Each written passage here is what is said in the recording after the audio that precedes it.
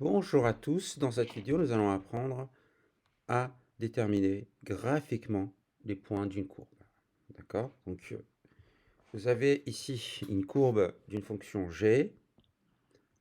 D'accord? Donc ici, ça veut dire que cette courbe-là est représentative de la fonction g.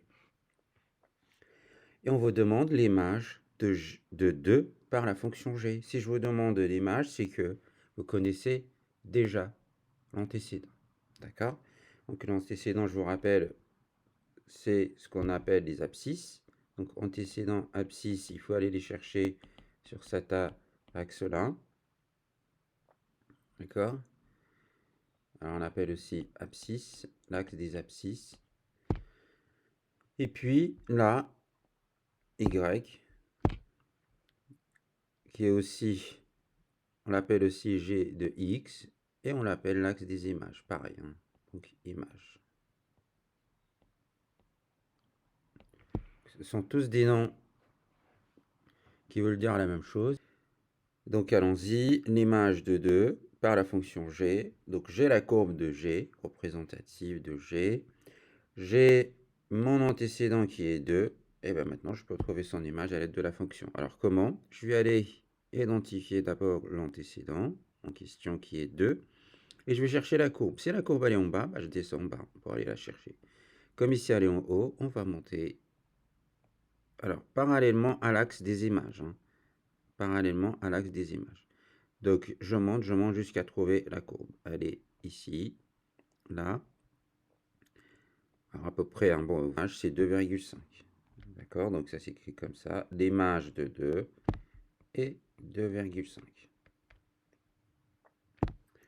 Vous voyez, donc, vous continuez à relier pour aller chercher cette image. Donc, il faut que vous ayez ce qu'on appelle les projections, un angle droit ici et là. Donc, on monte parallèlement à l'axe des images et on va chercher l'axe des images parallèlement à l'axe des abscisses. Je passe maintenant à l'image de 0.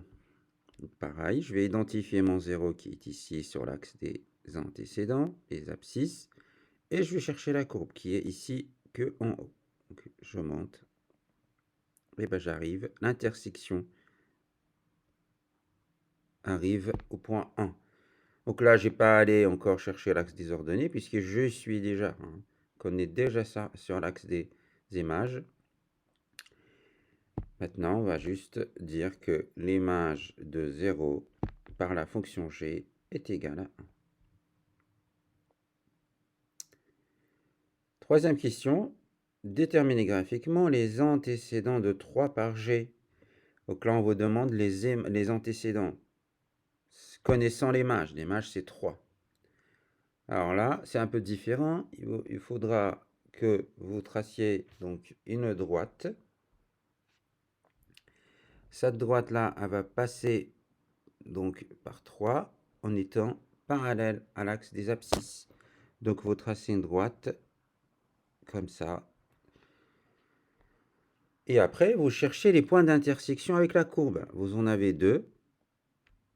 Un point d'intersection ici et un autre ici. Donc il y a 2 antécédents de 3. Sachant que 3 ici, c'est l'image. Donc ce 3 là qui est donné dans la question 3, c'est l'image. Donc vous partez des 2 points d'intersection et vous descendez parallèlement à l'axe des ordonnées, l'axe des images. Donc j'ai un premier antécédent qui est 2. Donc j'ai de 2 égale à 3.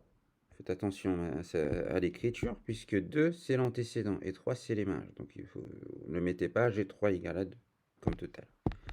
Et puis un autre antécédent. Et cette fois-ci, donc on va le chercher sur l'axe des abscisses et c'est bien moins 2. Donc j'ai de moins 1 égale à 3. Voilà, vous avez 2 antécédents de 3. On va faire la même chose, mais maintenant avec moins 1. Donc moins 1, c'est l'image. L'image, qui dit image, dit axe des ordonnées. Donc je vais venir ici. Je trace ma droite et je vais chercher les points d'intersection. Donc pareil, vous tracez une droite parallèle à l'axe des abscisses. Et là, pareil, vous avez deux points d'intersection, un là et un ici. Donc, il suffit pareil, d'aller chercher leurs abscisses, là et là. Vous en avez deux. J'ai donc 1 et moins 2. Donc 1, G de 1 égale à moins 1. Et G de...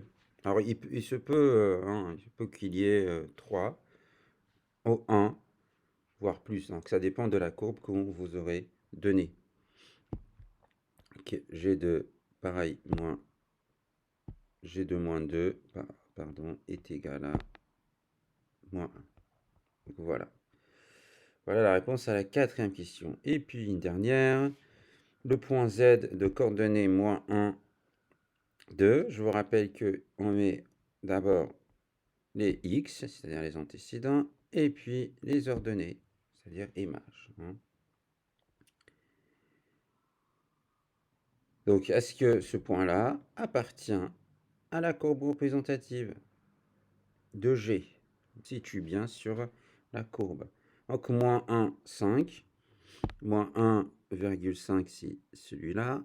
C'est ici. Et bien, vous rajoutez après aussi 2. Donc, 2, c'est ça. Donc, 2, 1,5. Vous tombez bien sur la courbe. Et là, maintenant, vous appelez ce point-là Z. Donc, oui, Z appartient bien. Oui, Z appartient bien à CG, puisqu'elle est située sur la courbe.